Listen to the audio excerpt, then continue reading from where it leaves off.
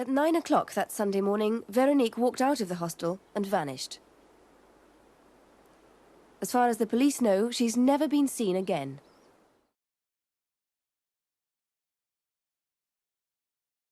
Our next case takes us to Wast Water in Cumbria, where, if you remember, police frogmen found the so-called Lady in the Lake, a body whose discovery led last week to the imprisonment for manslaughter of the airline pilot Peter Hogg.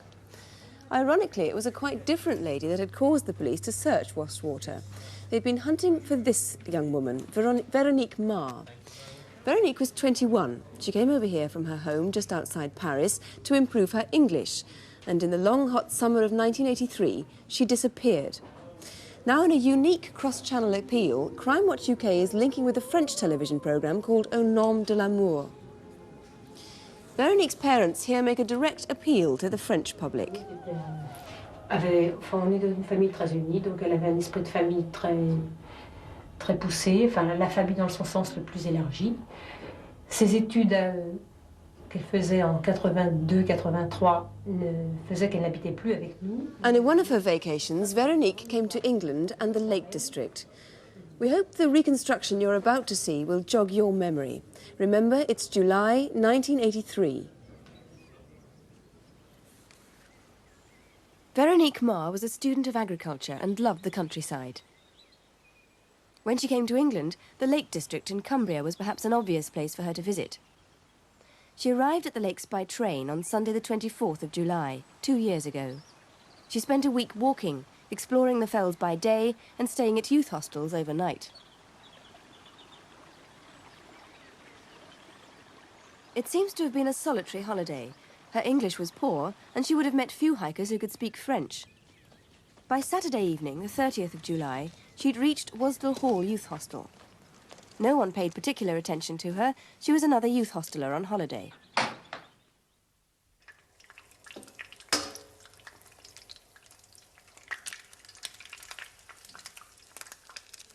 Next morning, Veronique spoke to a Danish woman she'd met at the hostel. Their conversation gives the only clue to the mystery of Veronique's disappearance. Are you ready for your cooked breakfast? Yes, I am. And you for Veronique? Yes, me too. Thank you.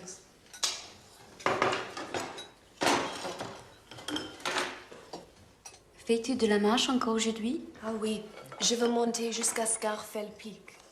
C'est le mont le plus haut d'Angleterre, mais il ne fait que 1000 mètres. After breakfast and her cleaning duty, Veronique checked out of Wasdale Hall Youth Hostel. Veronique Marre? Yes.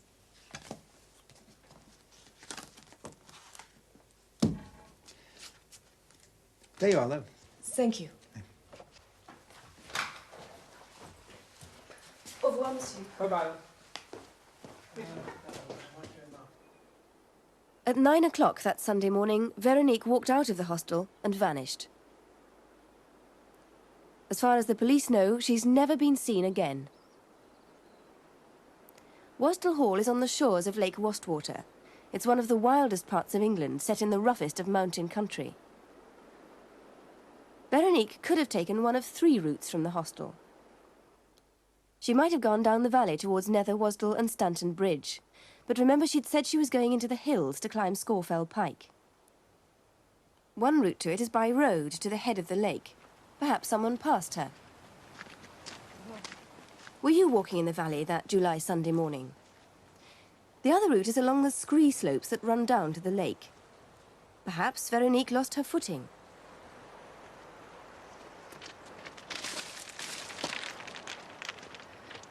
The scree is very loose and treacherous, and sometimes landslides cover the path. Veronique was carrying a heavy rucksack, and if she fell, it's feared she might have drowned. This is why police have spent hours in underwater searching.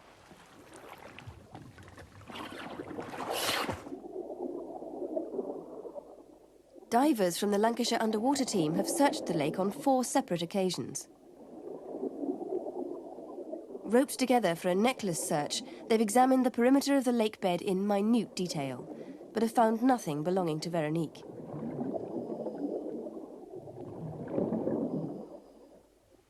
The police also called on the Wasdale Mountain Rescue Team and volunteers from the local Outward Bound school. Between them, they've searched hundreds of acres of moorland. And police dogs had been on the mountainside too, combing the woodland and gullies.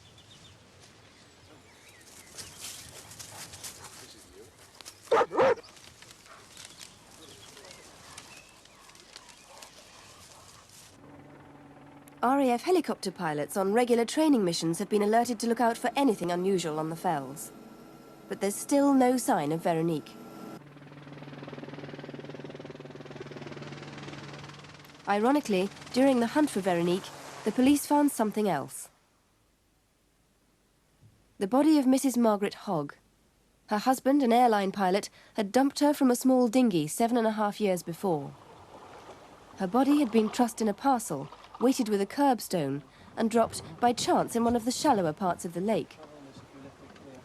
Last week, her husband was jailed for 4 years.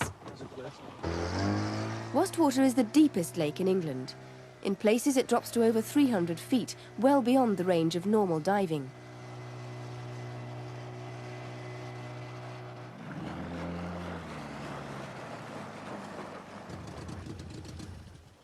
Two weeks ago, the police diving team returned to Wast Water to experiment with new equipment.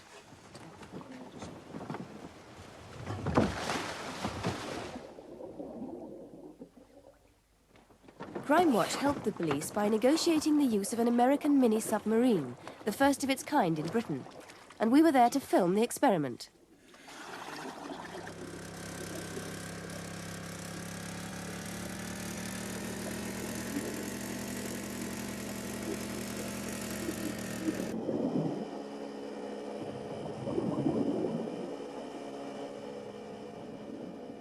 The submarine's television camera gave the police an eye on the bottom of the lake.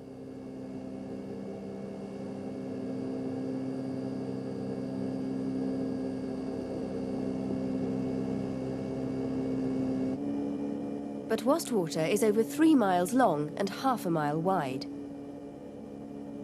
A day's trial is not enough. A long and methodical search would be needed to cover the whole of the lake bed. Veronique's family are desperate for news, one way or the other. Their last contact with Veronique was this postcard, which she sent her grandparents a few days before she disappeared.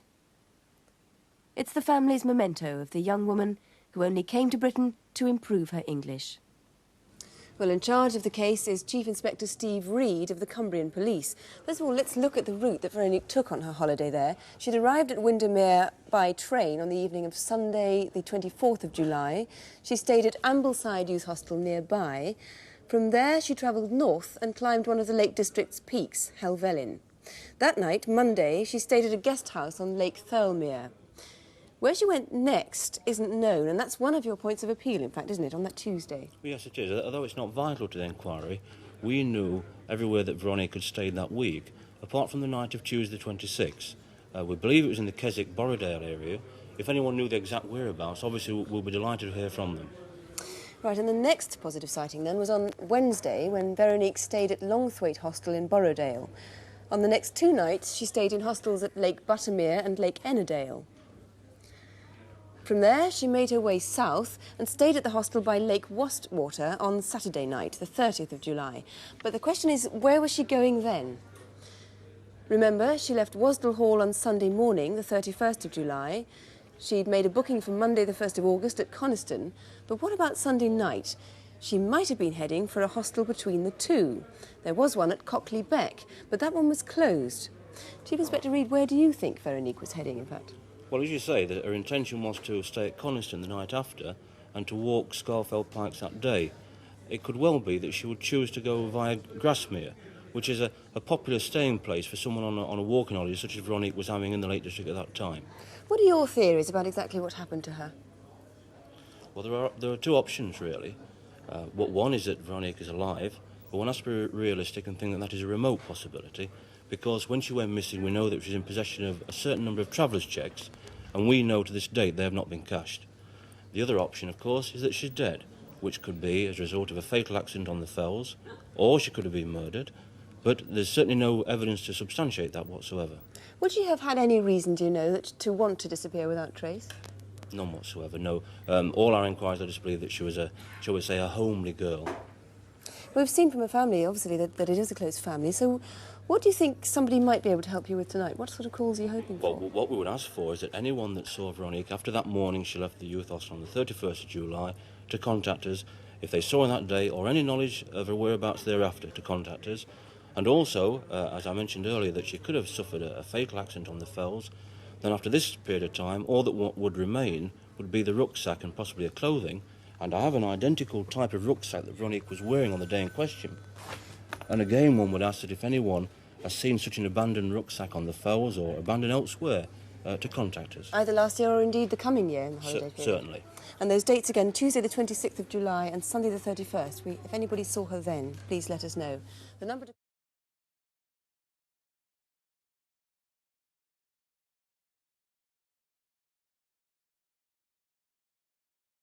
Detective Chief Inspector Steve Reed organised one of the biggest searches ever seen in Lakeland.